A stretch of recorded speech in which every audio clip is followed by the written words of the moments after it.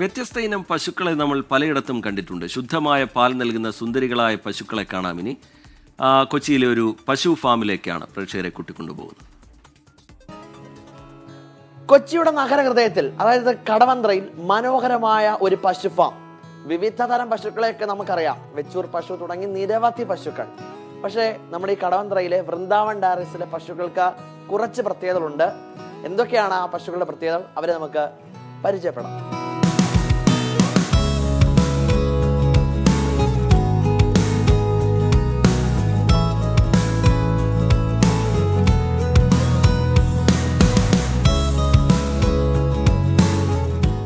സഹിവാൾ എന്നാണ് ഈ ഇനം പശുവിൻ്റെ പേര്.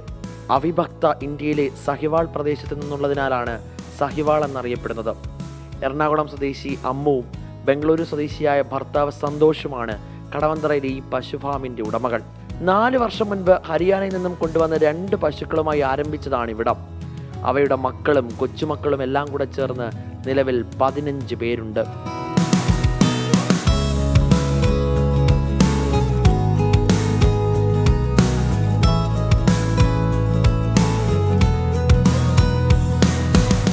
ഉത്തരേന്ത്യയിൽ വംശനാശ ഭീഷണി നേരിട്ട സഹിവാൾ കൊച്ചിയിൽ ഹാപ്പിയാണ്.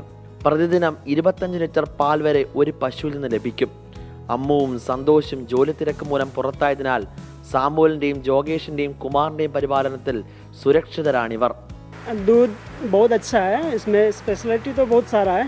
तो एक गाय का 2 टाइम में 12 लीटर से 15 लीटर तक होता है. मॉर्निंग और इवनिंग में मिला करके 12 से 15 लीटर तक होता है एक गाय का.